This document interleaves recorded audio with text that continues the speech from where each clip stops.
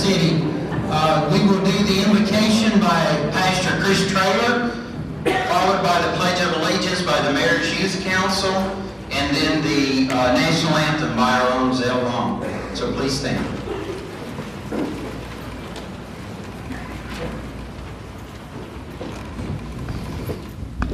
Let us pray. Lord, we thank you today for this genuine, gifted, giving, and growing city. And we pray today for the mayor, Lord, as he prepare for the state of the city, and pray for each individual that's here today. God, we thank you, and God bless America. Amen.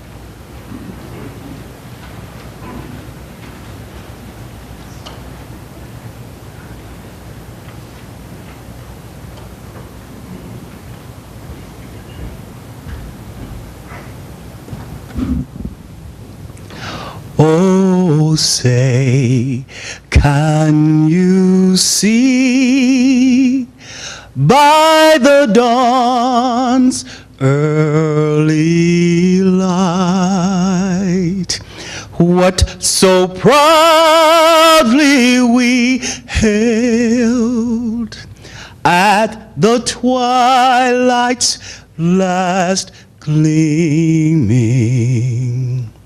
whose broad stripes and bright stars through the perilous fight o'er the ramparts we watched was so gallantly streaming. And the rocket's red glare, the bombs bursting in air, gave proof through the night that our flag was still there. Oh, say, does that star-spangled banner yet wave o'er the land of the free and the home of the brave?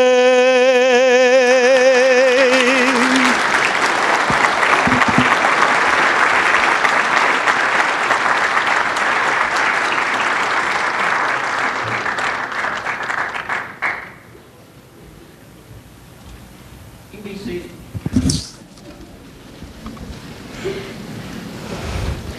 Mayor Jason Shelton is a lifelong resident of the city of Tupelo and a product of the Mississippi public education system, having attended Tupelo High School, Itawamba Community College, Mississippi State University, and the University of Mississippi School of Law.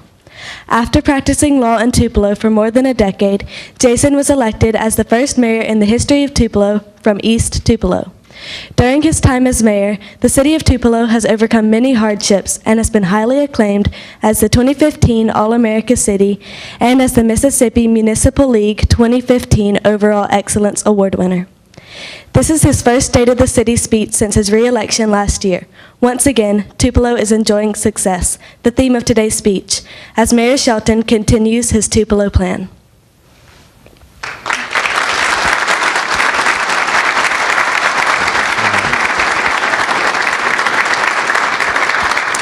Thank you so much. It's such an honor and privilege to be here today to report on the state of the city. And I'm in a lucky position. I've got a lot to brag about as we celebrate our successes here in the city of Tupelo. I wish I could tell you that it was going to be a super short speech, but I will try to get through it as fast as I can so I can get you home by 9 or 10 o'clock tonight. So, before I begin, though, I did want to briefly comment on that tremendous introduction that we saw there. The Partlow Drummers, of course, I think as they would say about Elvis, I think the Partlow Drummers have left the building, but they did a fantastic job. And that's something, if you grew up here, if you're familiar with Tupelo, the Partlow Drummers have always been such a mainstay of our community, led by Mr. Partlow. And we're proud to see a revitalization or rekindling of the Partlow Drummer Group through our Police Athletic League. These kids are now members of the Police Athletic League. It's a Police Athletic League program, and they're doing a fantastic job of learning the skill, learning to play the drums, and represent our city at community events. So we're proud of them.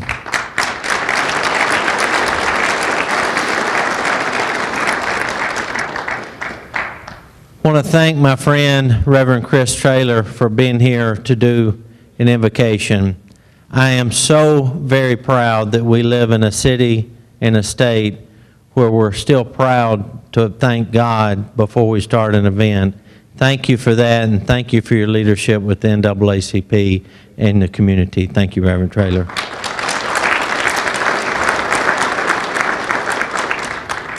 And of course, Ms. Zell Long, that needs no introduction. She's such a mainstay of the fabric of the community here in Tupelo. She's involved in everything that you can think of. She's a business owner, community volunteer. She's the mother of 8 children who all went to Tupelo High School. Mr. Dobbs, all went to Tupelo High School, and 18 grandchildren. She has a beautiful voice, but an equally beautiful heart. Thank you, Ms. Long.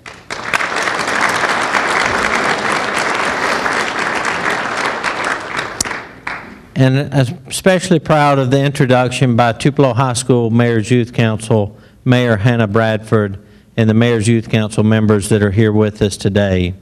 They're a shining example of the great things happening in the Tupelo Public School District. I am so very proud of our public school district and proud to be joined by members of the administration and board that I'll mention shortly. If you've heard me speak, you've heard me say, because I firmly believe, that the future of the city of Tupelo and the future of the Tupelo Public School District are one and the same. The success of one is dependent upon the success of the other.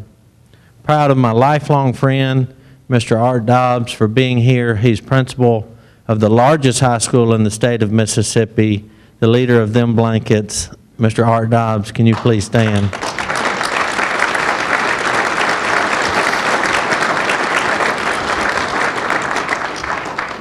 I would brag on him even if he wasn't my friend, but I am proud to call him my friend because he's doing a fantastic job. He's joined by several members of the school board here. Other teachers, educators, administrators are also here.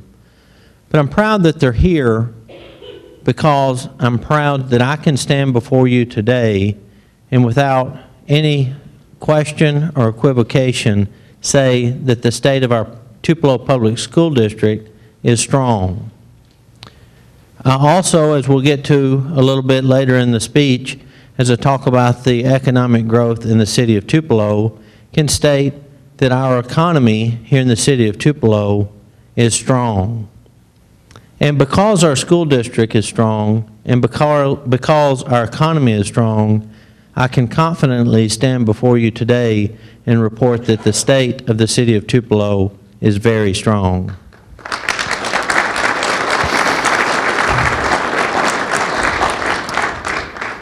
Coming off a pretty exciting Super Bowl, I don't know who you're for, but it was a heck of a game. Coming off that game, we thought, as we often do anyway, that it would be fitting to reflect on the team that makes Tupelo so strong.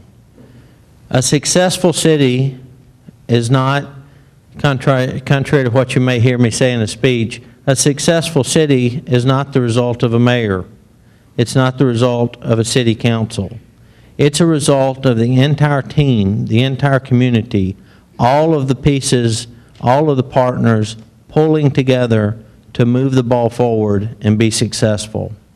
We're proud to be joined here today from representatives of Senator Roger Wicker's office, representatives of Senator Thad Cochran's office, and representatives from Congressman Trent Kelly's office. As a community, as a city, as a council, our airport authority, you name it, our community economic development partners, when we've needed our federal delegation, they have been there for us. They've addressed our needs and helped us move the ball forward in the city of Tupelo, Lee County, and North Mississippi. The same is true for our state leaders. Because of the timing of this event, our state legislators, representatives, and senators are in Jackson during the legislative session. But the same is true for them. When we've needed them as a city, they have always been there for us. They've gone to bat for us in Jackson and fought for our interest here so that we could continue moving the ball forward here in Tupelo. We're proud of their efforts. We're proud to work with our county officials. On occasion, in the newspaper or nightly news, you might think that we're at odds with one another. But I think the reason a disagreement between the city and county makes the paper is because it's so rare. 99% of the time, we're in lockstep working to create jobs and better the quality of life right here at home. And we're proud to work with our county officials. They're part of the team that makes us so strong. We're also very proud to engage in the team sport of economic development. Our governor often says that economic development is a team sport, and we play in the SEC, the toughest division there is. And I think there's some truth to that. But we've got great economic partners here in the Tupelo, North Mississippi region. Partners like CDF that are here today, working hard, as my friend David Rumberger often says, to create more and better jobs right here at home. Partners like Three Rivers Planning and Development District that help bring jobs and economic development opportunities to Tupelo. Partners like TVA that work hard to make this a business-friendly climate. Partners like the North Mississippi Industrial Development Association that work hard to make a good business climate possible right here in Tupelo and Northeast Mississippi. We're so very proud of our government and semi-government entities that work so hard to better and further our interest right here at home. But I think, as most all of us would agree in this room, in this city, that it's not the government entities that move us forward. It's the private sector that moves us forward. From the major manufacturing companies like Toyota, Grammer, Phillips, Cooper Tire, major employers, North Mississippi Medical Center, the largest rural hospital in the country right here in Tupelo. The furniture industry, we're a global leader in the furniture industry. In my opinion, we're the banking and finance hub of the Deep South, home to several major banking institutions, Bancorp South, Renaissance, and others right here at home that help our economy grow. But as equally important, if not more, are the mom and pop businesses that are the fabric of our city, the force that binds our city. Together, they're the largest employer of our city. They're the greatest contributor to the economic success of our city. And they're the moms and dads and business owners that sponsor Little League teams, that coach Little League teams, that sponsor community events. They're what make our city so strong. And finally, you often hear us talk about the Tupelo spirit. I think the Tupelo spirit is reflected in the amount of community involvement in Tupelo. Dr. Vaughn Grisham once said that Tupelo is a place where the peer pressure makes it that it's more difficult not to be involved in a community organization than to be involved in a community organization. That speaks volumes about who we are as a people right here in Tupelo. We also have, in addition to those organizations, many other civic groups that help the city of Tupelo. I see across the room members of the Kiwanis Club, members of the Rotary Club, members of various civic clubs, junior auxiliary, you name it, that help the city of Tupelo, that are active and engaged in the city of Tupelo. That's something that we're very proud of. That's the, in my opinion, the embodiment of the Tupelo spirit, that desire to give back to our community and make our community continue to grow. We also have other institutions that do a great job in giving back. Organizations like the Create Foundation, the Red Cross, the Boys and Girls Club, the United Way, and many others that help our city prosper and are the embodiment of the Tupelo spirit. But our team, when we talk about the city government, we talk about the council and the administration. I'm extremely honored to work with 7 members of the Tupelo City Council that I know love our city just as much as I do and work just as hard as I do every day to make the city of Tupelo a better place. At this time, if I could ask the members of our city council, please stand and be recognized.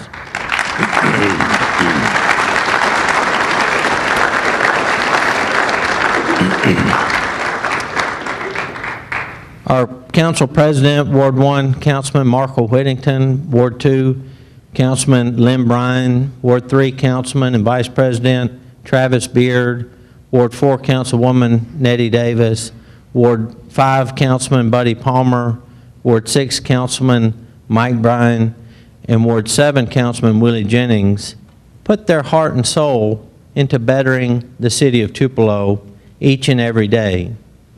We work hard as a team because we share a common goal that we want Tupelo, Mississippi to be a better place to live, to work, and to raise a family. In this past election cycle, for the first time that anyone can remember, each member of the city council and the sitting mayor were reelected at the same time. And I point that out to make a point that though a disagreement makes the news, and again, just like with the county, I think it makes the news because it's so rare. In some cities, the board and the mayor and the administration are constantly at each other's throat to the point that it no longer makes the news. It's different in Tupelo. We're different in Tupelo. We have disagreements, we have different policy perspectives, and we have different goals for the city of Tupelo. But we have the ability to disagree without being disagreeable.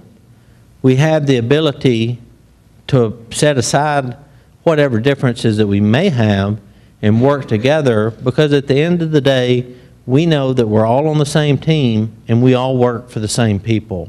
And I'm honored and so proud to work with each of you every single day. We have a lot of tasks as the city of Tupelo. To move forward in the city of Tupelo, I think we have to have goals. We have to have a framework that we look to as we improve our city. As my friend Don Lewis often says, you have to know your plan and work your plan. A reference from the legendary coach Bear Bryant, to set high goals for your organization and use teamwork to achieve those goals. That's something that we do in Tupelo as part of the Tupelo plan.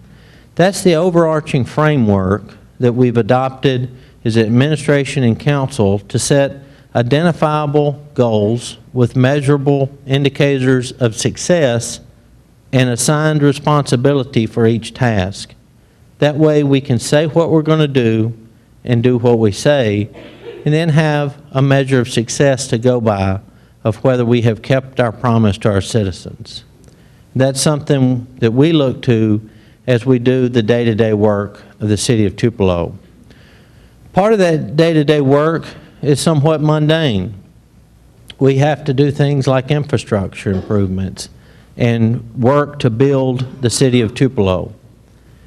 We here in Tupelo are fortunate to be able to learn, not necessarily from the mistakes of others, but learn from things like the 1987 highway program the state of Mississippi enacted, a wonderful program that paid great dividends for our state, but that was failed to be funded for maintenance by the state.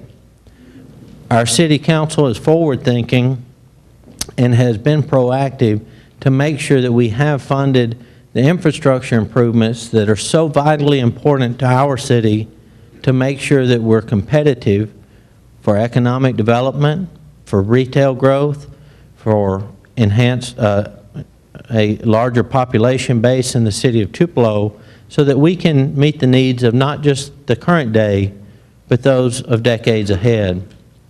The work of building and maintaining our infrastructure usually rests upon the shoulders of what I think are the unsung heroes of our city. The Public Works Department works hard every single day to keep the city running smoothly. You see them, and you may look their way as you head to work or head home. The men that are on the side of the street digging in a ditch, down in a manhole, trying to make sure that everything that's supposed to work in the city of Tupelo actually works in the city of Tupelo. They get their hands dirty every day. They're out there in rain or shine, heat or cold weather. This department is led by Mr. Chuck Williams. Mr. Williams, could you and the men and women of Public Works please stand this time?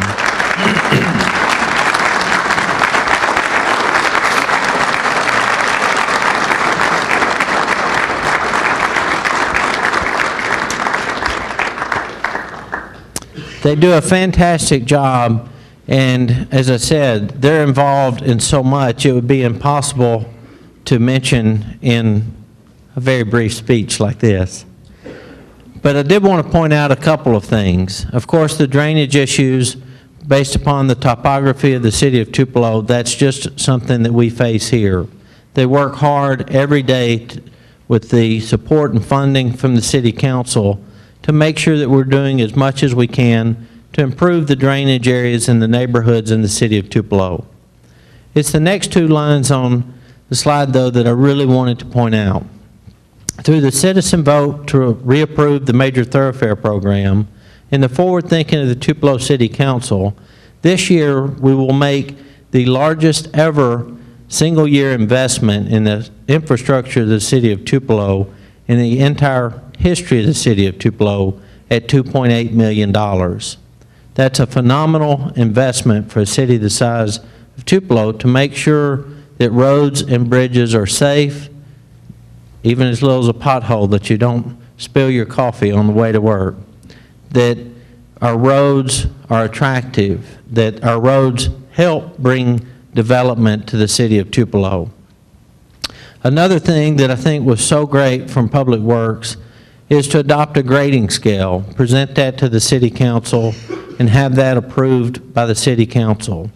That, along with the Street Saver program, is designed to improve the efficiency and the cost effectiveness of road work in the city of Tupelo. It's also designed to get politics out of the decision to enhance, improve, or build roads. In Tupelo, based upon these policies, we address needs first. The roads that need to be fixed get fixed in that order.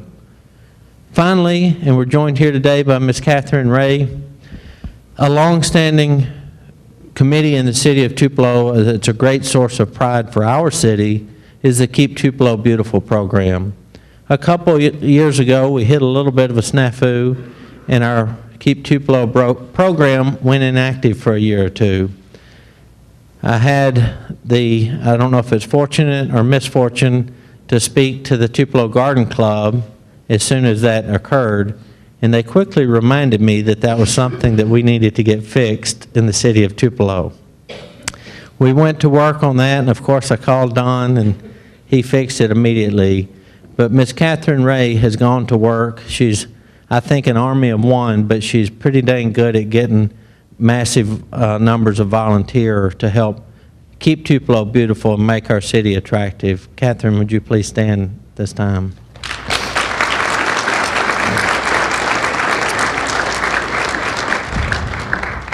In 1934, when Franklin Delano Roosevelt, one of our most famous presidents, was traveling the country celebrating the successes of his New Deal program, he chose to stop in the city of Tupelo at Robbins Field to congratulate the city of Tupelo for becoming the first city in the country to get reliable electricity from the Tennessee Valley Authority. And I'm proud to see my friend Amy Tate with TVA here. That partnership that began back in the 1930s is still active more than 80 years later today.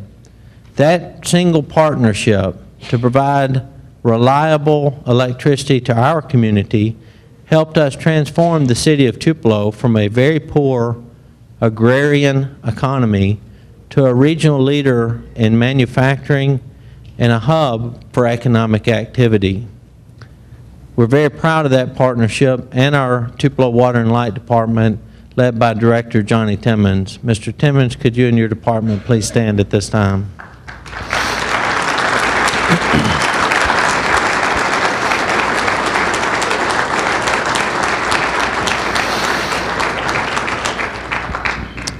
Of course, a basic function of water and light is just that, to make sure that we have reliable electricity and clean drinking water here in the city of Tupelo.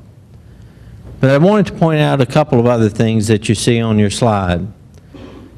Especially during this term of this administration and council, we have adopted an initiative to become a smart city. You hear different cities refer to that in different manners, but essentially to become a technologically advanced city, to have the fiber-to-home offerings, to have the latest technology in our buildings. But that includes things as, they're not simple, but as simple as water meters and electric meters. We've recently, thanks again to the support and funding of the Tupelo City Council, invested heavily in an automated meter reading program that will change every electric meter and every water meter in the city of Tupelo to an automated system. This will reduce the cost and expense and overhead of Tupelo Water and Light to save money for our taxpayers as we continue to invest in our city. It will also mean that at your home and your business, you don't get overcharged. You pay for the water or electricity that you use and not a penny more. It will give remote access to water and light when there's an issue, that you don't have to wait for somebody to come out to your home. They can do it remotely from their office. Wanted to also mention, and everybody in this room is aware, just a few short years ago, the city of Tupelo undertook an annexation process or proposal. That was a hard-fought battle between the city and the county that lasted several years. But at the end of the day, the city of Tupelo had thousands of new citizens that were made promises by the city of Tupelo. They were made promises that must be fulfilled. I'm proud of the hard work of Johnny and his department that this past year we fulfilled our promises to all of our newest citizens by having the water, the sewage, the utilities, and each of the annexed areas completed. Now, some of you may be in some of those areas and you're probably thinking about a little bit of road work that still needs to be done. But the utilities themselves are there, and as soon as the weather is nice enough to do the paving work this year, the roads will be completed and those promises will be fulfilled. So we're proud of the work being done by Water and Light. Tupelo, like every city, in Tupelo, like every city, there are a lot of moving parts. There are a lot of things happening at the same time. Things as simple as yard sale permits or a business permit, to get a license to build a garage at your house, to build a new house, to have a major commercial development. Most everything being built, any new business, any new development in the city of Tupelo, new commercial activity, flows through our Development Services Department. They have to wear many hats. They do economic development with our economic development partners. They do a little bit of everything, and I'm proud of the work of this dynamic department led by Director Shane Hooper. Mr. Hooper, could you and your department please stand at this time?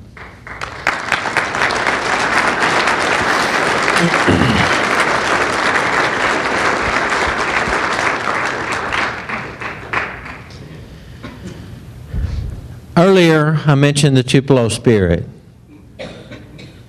It's one of those things that it's easier just to feel and understand than it is to define. But it's our special sense of civic involvement and civic engagement. Our ability to do, as George McLean encouraged us to do so many years ago, to roll up our sleeves and build a better city ourselves, because no one's going to come and do it for us. Under the umbrella of development services, several of our key volunteer citizen committees do their work. Committees like the Planning Committee, led by Chairman Gus Hildenbrand, that oversee new development all across the city of Tupelo. When you ask yourself, why is that there, or why is that not there, it's a decision that's gone through the Planning Committee, our Planning Department on the third floor, and ultimately to the City Council. They're shaping the future of our city. The Major Thoroughfare Program is a shining success and the envy of the state of Mississippi. Every conference we go to as a council and administration, someone brings up the successes of the Major Thoroughfare Program.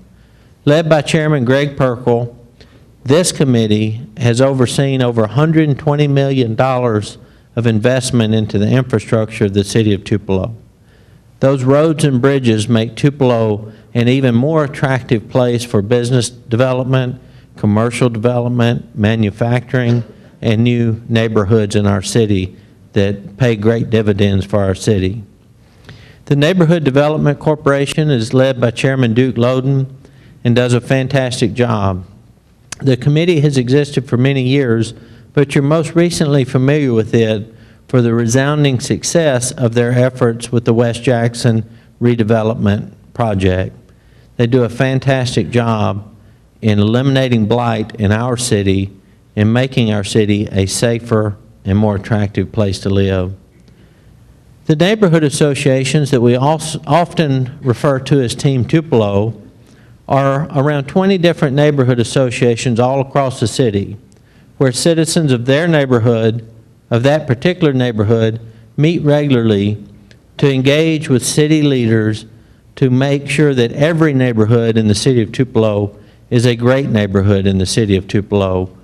And we're proud of K.C. Grist for her efforts in overseeing these 20 neighborhood associations.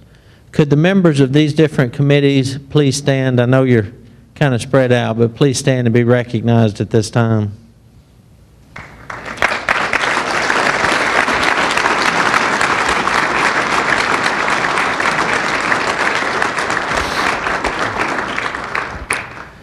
A couple more successes, and you just heard me mention the West Jackson Street project.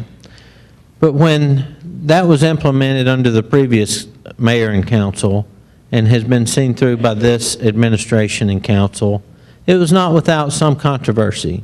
It certainly had its naysayers and detractors, people that said that's not the city's job.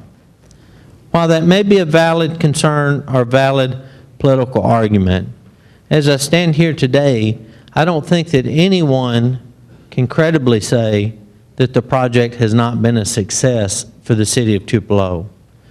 We've taken a blighted, high-density, high-crime area of the city of Tupelo and turned it into an attractive destination with new businesses, new homes, new construction and road work and utility work still scheduled to be done. At the end of the day, one of the most important facts about this project, though, is that because of the private investment in this area, the tax base of just the West Jackson Street project has increased the ad valorem tax base of that just small corridor of our city by $5 million. That's $5 million of additional property that's on the tax rolls for the city of Tupelo that will pay dividends for years to come.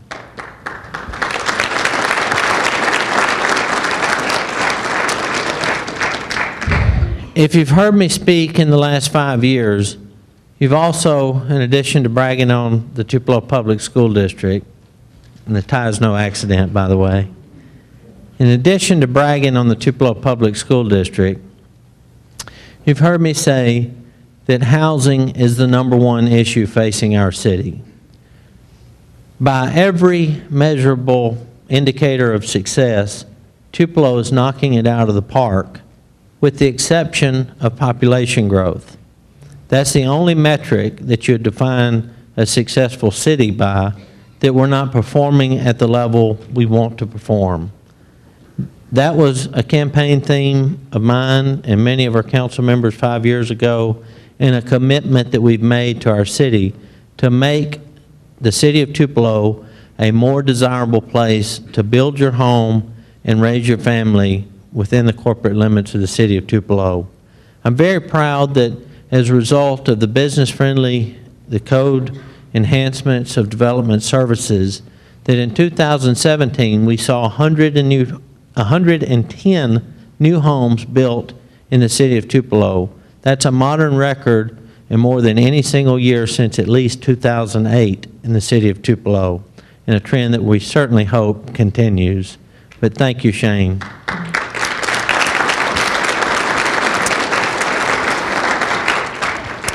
Finally, I want to mention, because the economy, I think a State of the City speech has to focus strongly on the economy. The last dot on your slide there, commercial growth. We've had not just 35 new businesses, that's not what this means. We've had a lot more new businesses than 35. What this means is 35 new buildings or commercial construction development projects have been started in the city of Tupelo just in the last year. These 35 new building permits represent over $50 million of private investment in the city of Tupelo that will help grow our economy and provide jobs for our citizens and attract more people to the city of Tupelo. I'm proud for a job well done from Development Services.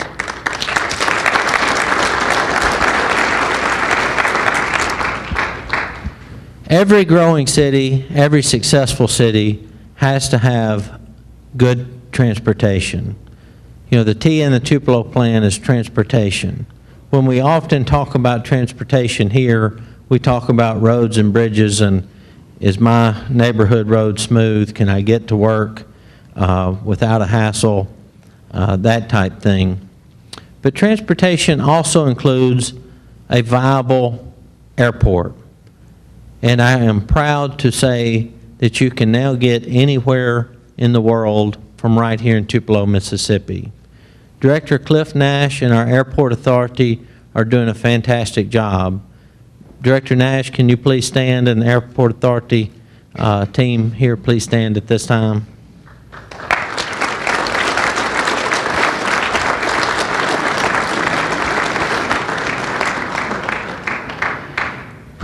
The Director Nash and the Airport Authority have bought into the things we mentioned in the Tupelo plan. Being a good steward of taxpayer money, paying as you go, They've reduced the debt of our airport by over $500,000. They've invested more than $945,000 into the infrastructure of the airport to make sure that we have a quality product there that's attractive for commercial air travel in the city of Tupelo. And through our partnership with Contour Airlines, we have a vibrant and robust commercial air travel business in the city of Tupelo. Just this past year, for the first time in about a decade, we've reached 10,000 enplanements. That means 10,000 people flew out of Tupelo on a 9-seater aircraft to get to Nashville and all over the world.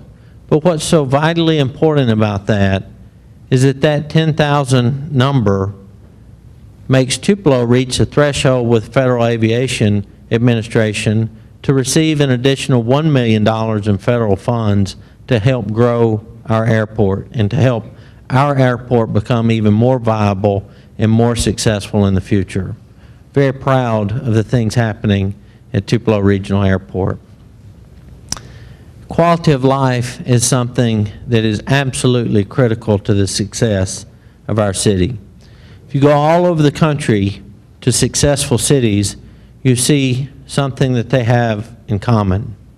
They have successful and vibrant and abundant quality of life opportunities. What are quality of life opportunities? That's something that means something different to anyone you ask.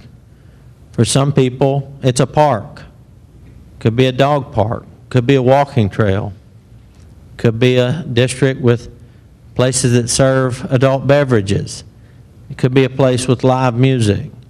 Could be art galleries. It could be a whole variety of things. But what's important, if we want to be successful in attracting the young working families that are vital to the future growth of the city of Tupelo, is that we must invest and focus on a high quality of life here in the city of Tupelo. I'm again proud that our city council and the other department heads in the city of Tupelo have heavily focused on quality of life and will continue to do so that we can compete with the Birminghams and the Nashvilles and the Chattanoogas for young people and make Tupelo a place that they want to call home. Part of the job of marketing the quality of life opportunities that we have here in Tupelo falls on the shoulders of our Convention and Visitors Bureau. They do a fantastic job of marketing the city of Tupelo on a local level, a state level, a regional level, a national level, and globally. I mentioned the Elvis Presley birthplace earlier. Of course, some are just Elvis fans, but a lot of it's not accidental. A lot of those people got here because they see an ad or a marketing tool or received a personal visit from somebody with CVB to invite them here to the city of Tupelo. That helps grow our economy. They do a fantastic job. I'm very proud of Neil McCoy and his whole team. Could you guys please stand at this time?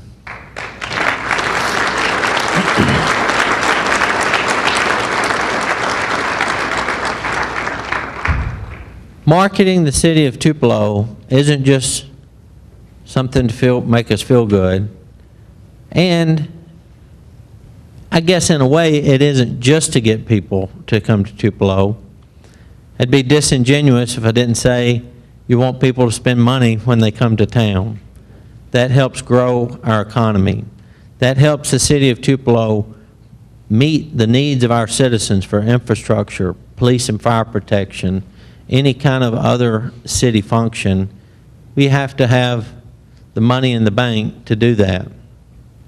Largely through the efforts of CVB and their marketing campaigns to get people to the city of Tupelo, we've seen a 2% growth in the sales tax, or the tourism tax that funds CVB in the last year. Now, $2 million may not sound like much. $2 million does sound like a bunch. 2% doesn't sound like a lot. But as you can see on the slide, 2% reflects more than $215 million being spent in hotels and restaurants in the city of Tupelo, and that's pretty amazing.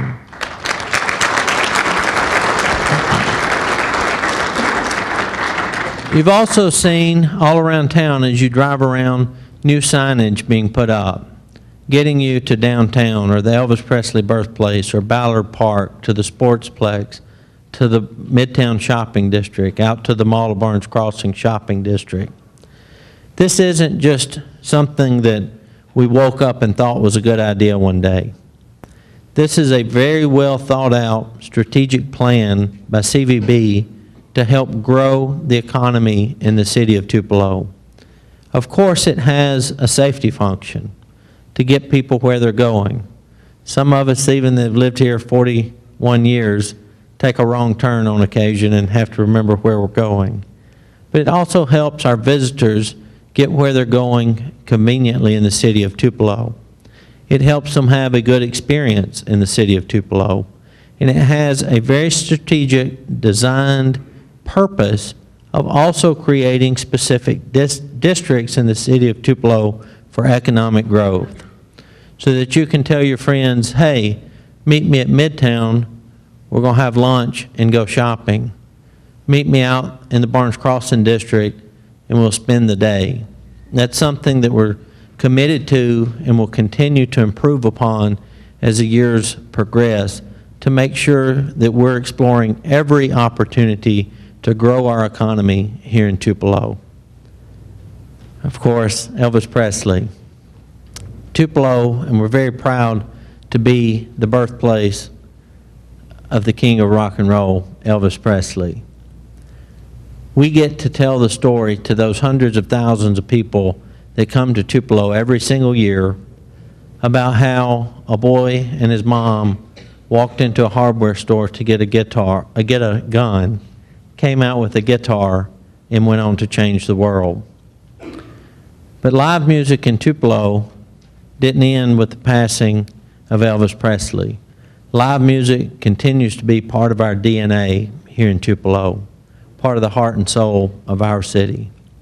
The Bancorp South Arena, just right next door, does a fantastic job of continuing to provide high-quality live music and other entertainment events that don't just contribute to the quality of life, which they're a big part of, but they don't just contribute to the quality of life offerings in the city of Tupelo. They contribute to the economic success of the city of Tupelo. When you bring over 200,000 people a year into the city of Tupelo for 10 straight years, that has a tremendous positive impact on the city of Tupelo.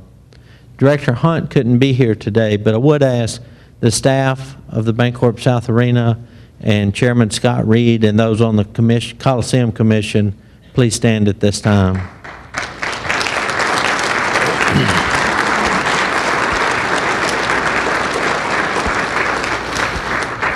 In the life of the arena, this past year, we surpassed 3.6 million tickets sold to different events. As I said, more than 200,000 people a year attend events at the Bancorp South Arena and the Convention Center here. In this past year, we had a record of 15 major concerts. Concerts like the only Mississippi stop for Faith Hill and Tim McGraw, major concerts that choose Tupelo because of the quality experience that we have there. Another quality of life department in the city of Tupelo is our Parks and Recreation Department. Now, if you played Little League sports or Pee Wee football, anything like that, some of us, Art, I know Art was better than me, but that may have been, I peaked in Pee Wee football, and then all my friends kept growing, and I started reading more. But Parks and Recreation is more than fun and games. While it is fun, we teach our kids teamwork and tenacity, hard work, working as a team to achieve success. That's a vital part of the mission of Park and Recreation. But it's also so much more than that. It's a quality of life tool.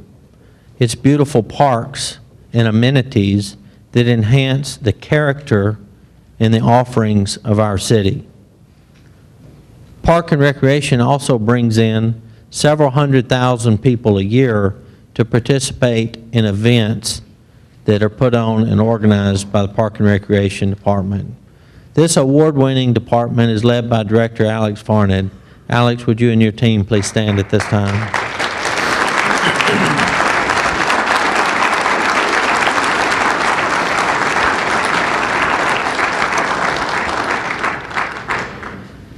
If I went into the successes and awards of Park and Recreation, it would make a long speech even longer. But I do want to mention just a few. You see there on the screen the Celebration of Cultures. They also organized the state's first and only Cherry Blossom Festival to specifically engage and build relationships with our Japanese business partners that are a growing and vital part of the economy in Northeast Mississippi.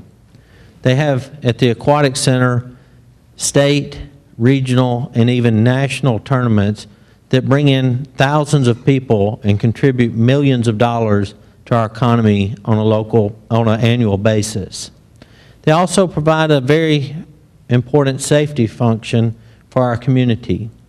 At the Tupelo Aquatic Center, we teach every single child in the Tupelo Public School District and the Lee County School District how to swim, how to save their lives should the need arise. They do great things, and we're proud of the efforts that they're doing. One thing in particular, though, this year that I want to mention, and I'm not sure if everyone made it here today, but I want to talk about them whether they're here or not.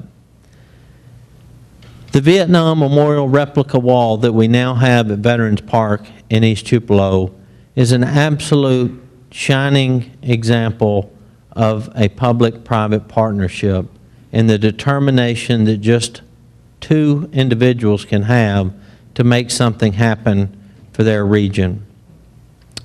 Janie Alexander and Barbara Rushing, after seeing a mobile tour of a Vietnam Memorial Wall, had the idea and the dream of why can't we do that here?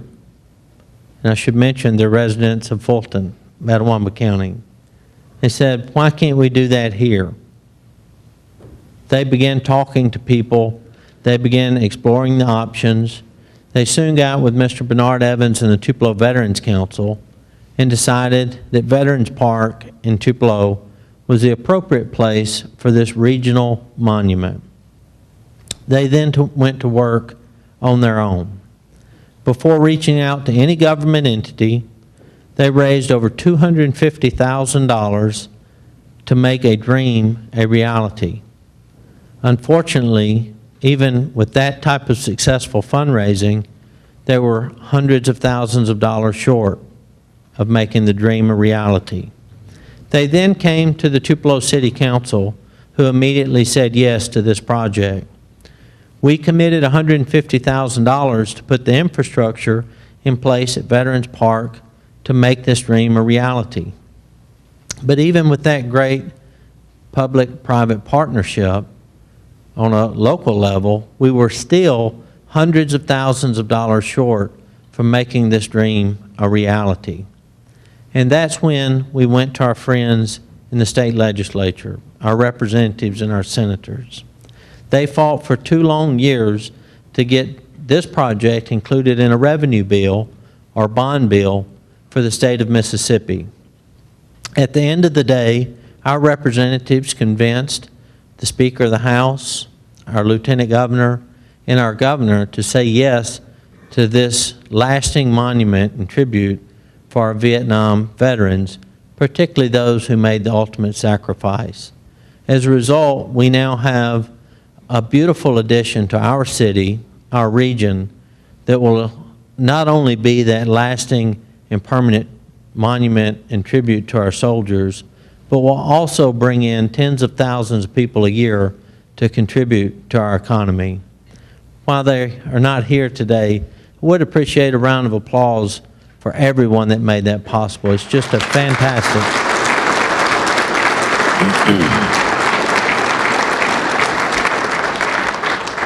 It's just a fantastic addition to the city of Tupelo. And by the way, if you're here and you haven't seen it, it's a beautiful day. I think we'll be done by dark.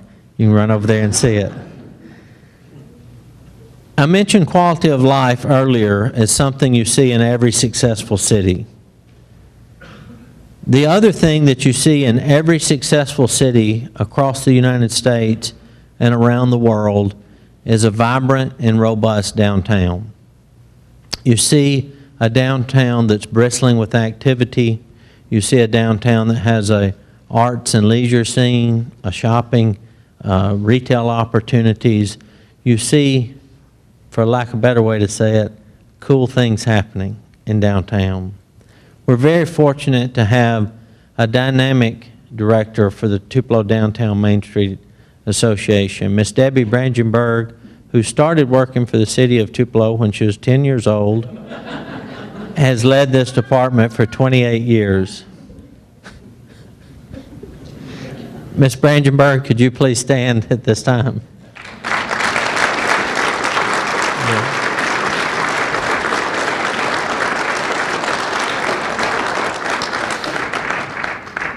Of course, I mentioned Elvis Presley, and as you'd expect, we have a pretty great Elvis Presley festival here in Tupelo.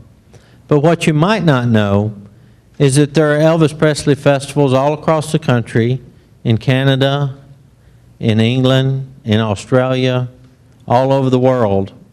Elvis Presley is still being celebrated more than 40 years after his death.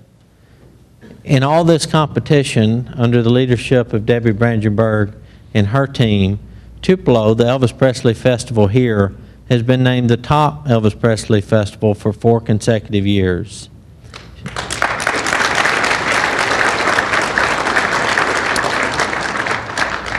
Just recently, with the Fair Park Towers and other projects in downtown, they're ongoing now, she's overseen over $13.5 million of private investment in downtown Tupelo that will continue to grow our economy. During her tenure as director of the Downtown Main Street Association, she has overseen over $100 million of private investment to grow the heart of our city.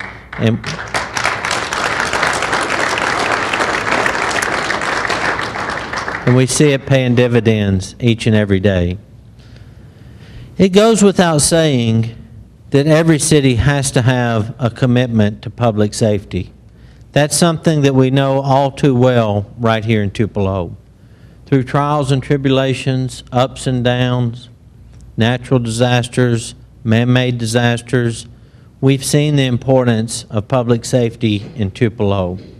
Our police and fire departments do an outstanding job of protecting our safety and our way of life right here in the city of Tupelo. Our police department is led by Chief Barty Gary. There he is. We know very well in the city of Tupelo the sacrifices that the men and women of the Tupelo Police Department are willing to make for us. Chief Gary, would you and the department please stand at this time?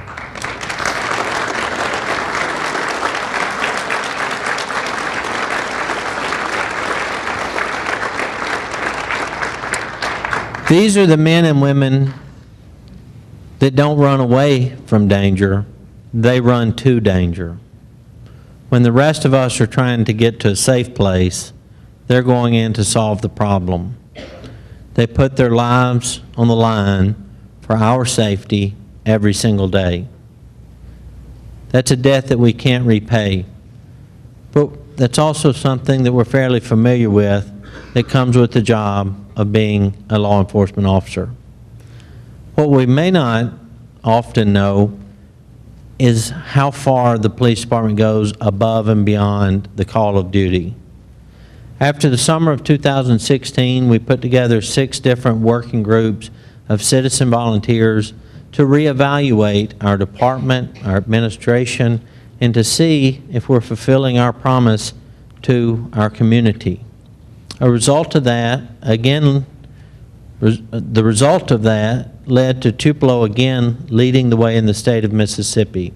We created the state of Mississippi's first, and my understanding, only police advisory board to help build a better relationship between our police department and our community. We have reinvested in and reignited many of the community-oriented policing programs, such as the Police Athletic League, Coffee with Cops, you name it, getting the police department, the police officers out engaged with our citizens and our citizens engaged with our police department. We also revived the Citizens Police Academy, which will give any of our citizens that choose to participate an inside look at the inner workings of the police department. We're very proud, Chief of Gary, of the work that you and your officers do. Thank you. The fire department is led by Chief Thomas Walker. Chief Walker, and you've heard me say this about him before, does an absolutely fantastic job in leading the Tupelo Fire Department. We know that firefighters are there when we have a house fire at our home, if we have a fire, a commercial fire at our business. We know that the fire department will be there anywhere in the city of Tupelo within 3 minutes. We also know that the fire department will be there if we have an accident, that they're the first responders. The EMTs with the fire department usually get there before the ambulance gets there to help stabilize the situation. What we don't often think about, though, is the importance of the fire department in a time of crisis. The most recent example, and something hopefully we don't have to relive, the tornado of 2014. When a state of emergency exists in the city of Tupelo, I don't know if it's good or bad, but the mayor is certainly not the most important person in the room. The duties of incident command go to Chief Thomas Walker, and each and every time he's been called upon, he's performed remarkably well and kept our city safe. Chief Walker, could you and the firefighters please stand?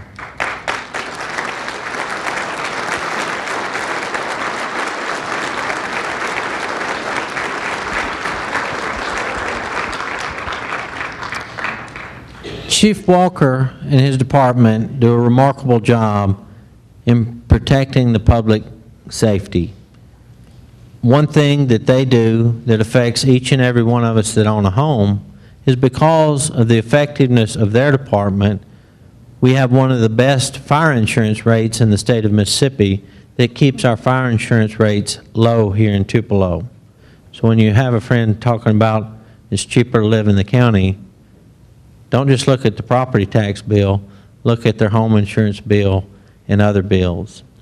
So a few more things on the fire department. Chief Walker has heavily bought into our culture of savings here in the city of Tupelo. This past year saved over $32,000 with in-house training to save money for the department. His Lunch Buddies program that you see on the slide is a simple program where you just take firefighters and go have lunch with the school kids to build that rapport and develop the relationships with our firefighters and our citizens. Another thing that I think is pretty cool, during Friday night football and March Madness, Chief Walker and firefighters deliver pizzas to homes. They go door to door delivering pizzas to make sure that the home has a working smoke alarm or fire detector. That's pretty cool. Thank you, Chief Walker.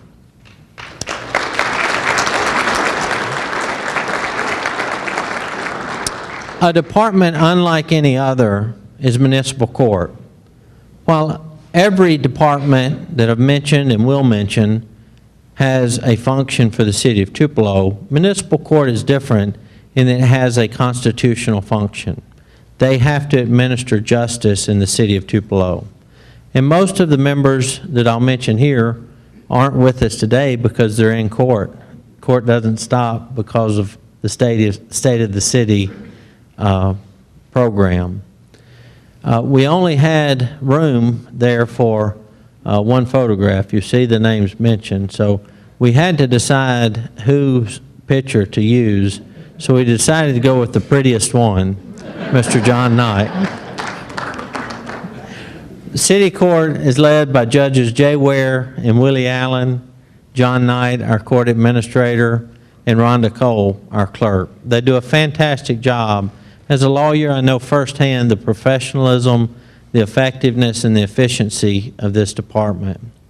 They also have great humanitarian programs for indigent defendants. Nonviolent indigent defendants have the opportunity to work off their fines by picking up litter and helping beautify our city on the side of the streets rather than being incarcerated.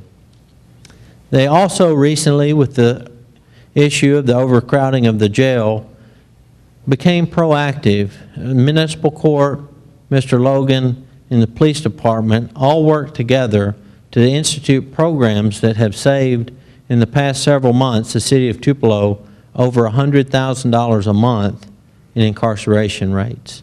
They're doing a phenomenal job at Tupelo Municipal Court. The smallest department in the city of Tupelo is our Human Resources Department, with only 3 or 4, depending on the time, employees.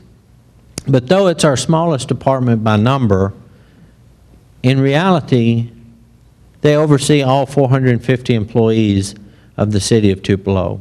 And they do a remarkable job of taking care of the tedious task of personnel and human resources.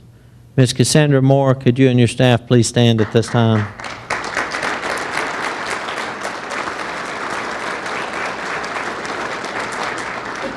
In addition to those tedious tasks, they also administer the Plant-A-Seed program, which is a long-running, very successful program in the city of Tupelo that gives disadvantaged young people an opportunity to earn a wage, learn a skill, and learn about the inner workings of the city of Tupelo. They also help put on and administer the largest celebration of the life and legacy of Dr. Martin Luther King in the city of Tupelo. So we're very proud of the things that they do from our Human Resources Department. Thank you, Cassandra. I've mentioned many things today, and I've used words like vitally important, that it's critical, that it's key to our success. But I think if there's one overarching duty of elected officials, city officials, of your municipal government, it's to be a good steward of taxpayers' money, to make sound financial decisions with your money as we try to improve the city of Tupelo. We're fortunate here in the city of Tupelo to have the very best CFO in the state of Mississippi in Miss Kim Hanna. She does a remarkable job of making sure that we're on sound financial footing here in Tupelo. Kim, could you and your team please stand?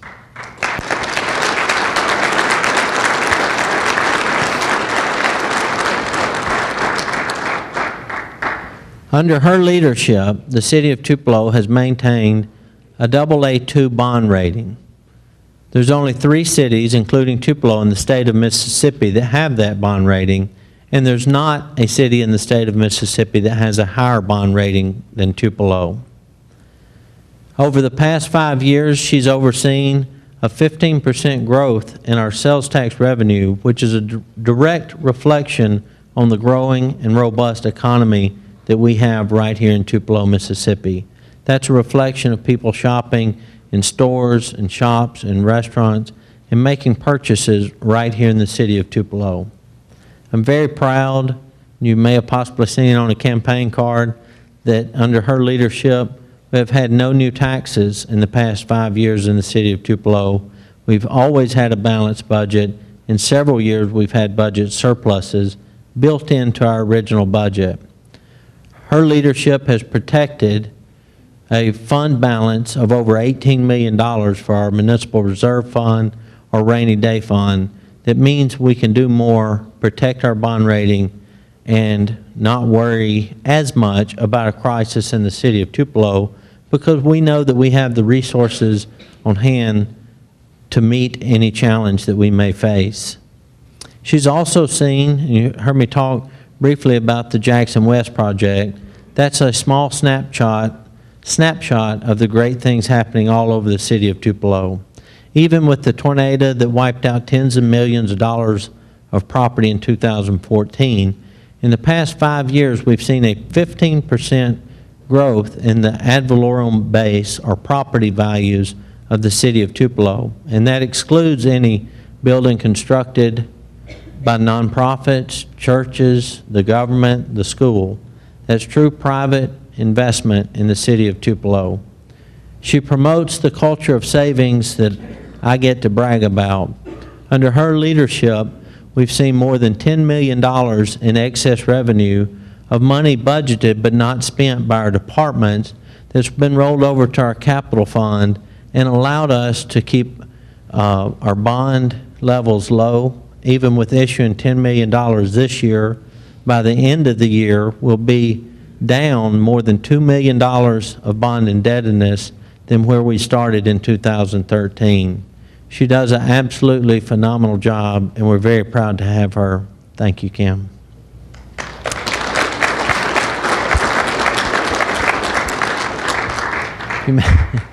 Everybody will probably have a little sigh of relief.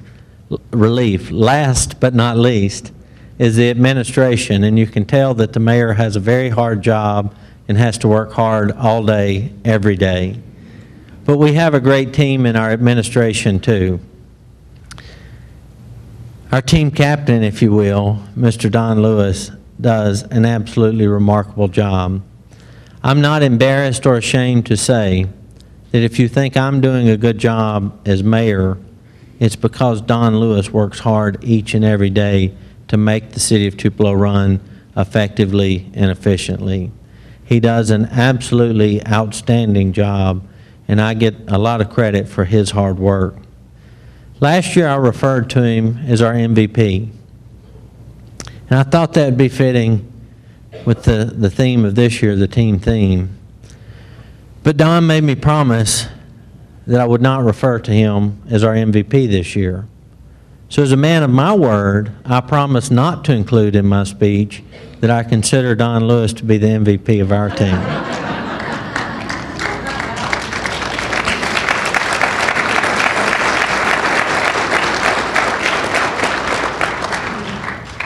Another resounding success of our administration has been the addition of Ben Logan as our in-house attorney. He's done a remarkable job in being there with us each and every day, being hands-on in the room, making sure that as an administration, as a council, our department heads, that we make the right decision on the front end. Last year I was able to brag and call Mr. Logan a $1 million man because he had saved our taxpayers over $1 million in legal fees since he came on board. Now he's fastly approaching becoming a $2 million man. I don't know what we're going to do when he becomes the $6 million man. But Mr. Logan, please stand this time.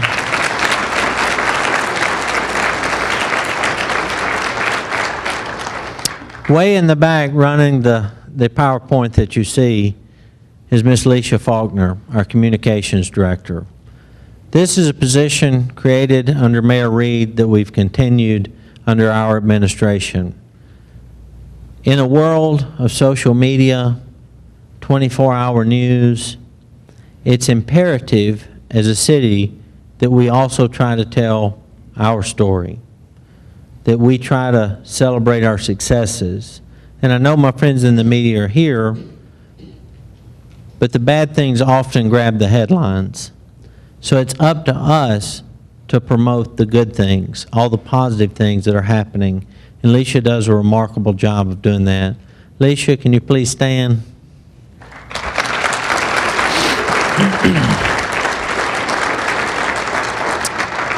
Among the things that she does every day are daily briefings to the media to, again, try to promote the good, update our social media and our websites to let our citizens know about the community events and the different activities that are happening in the city of Tupelo, and make sure that we're getting our word out.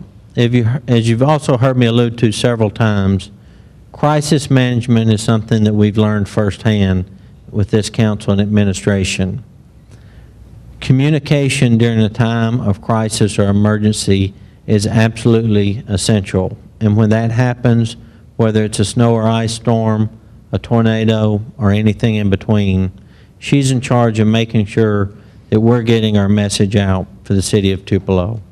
Thank you, Leisha.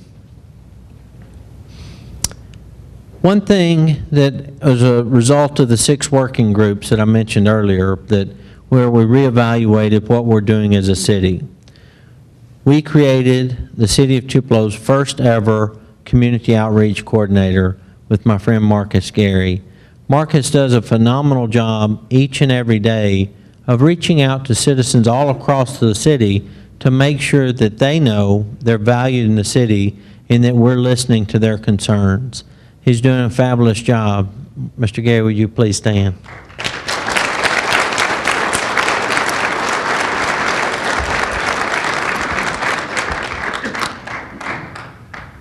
Just like with development services, we also have several task forces under the mayor's office in the city of Tupelo that perform great works and do great things for the city of Tupelo.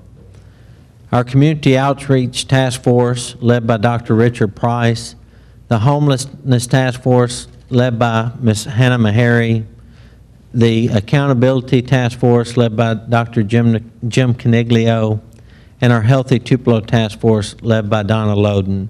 These task forces go to work every month making sure that we're on track, that we're reaching out to every part of the city of Tupelo, that we're, in my opinion, fulfilling our Christian duty of helping those that can't help themselves. That, as my friend Dr. C would say, that we're making sure we say what we're going to do, and then we do what we say. And then, and I'm not spending enough time with them, but the Healthy Tupelo Task Force is trying to get us on track as a city to be a healthy hometown. Could the members of these committees please stand and be recognized at this time?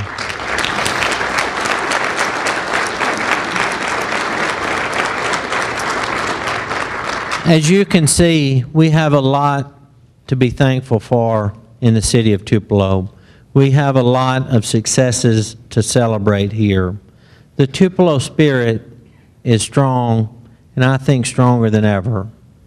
We have a dedicated team of community partners, business leaders, elected officials, private citizens, and everybody in between that's pulling in the same direction, that's working hard to make Tupelo, Mississippi a better place to live, to work, and to raise a family.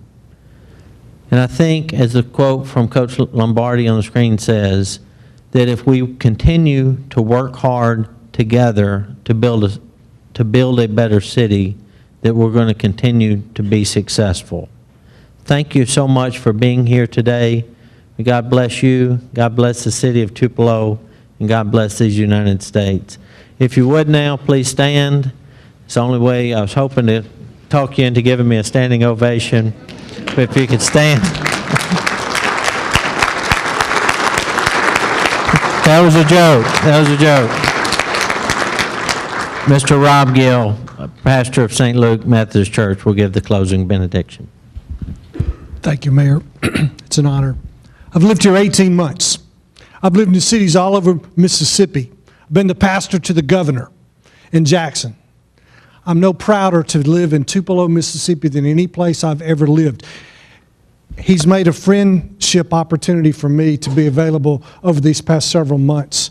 And I'm honored, Mayor, in your leadership style, that you are selfless and that you've used the words of the Scripture to empower and equip the saints to do the work of the kingdom. Let us pray. Oh God, how great it is to live in a community that examines itself. We've got a long ways to go because we still have room to grow in how we treat our neighbors, black and white, Hispanic, and others. We can grow by your grace and your mercy. We give thanks for the leadership of Mayor Shelton and the City Council. And we pray that the citizenry of this community will live out our call to be a good neighbor, to share, to sacrifice, to come forward when the needs arise to help and create a kind of community and a kind of compassion that will be told around Mississippi and around this community and world.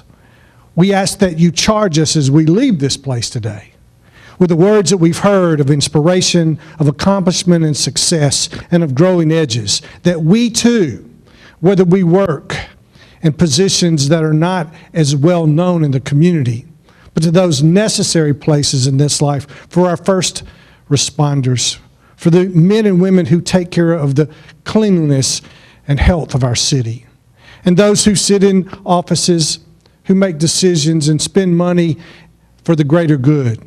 We ask that you charge us to be faithful as we leave here and unite our efforts to go forward and continue to care and to love and honor this place we call home. In the name of the Father, and the Son, and the Holy Spirit. Amen.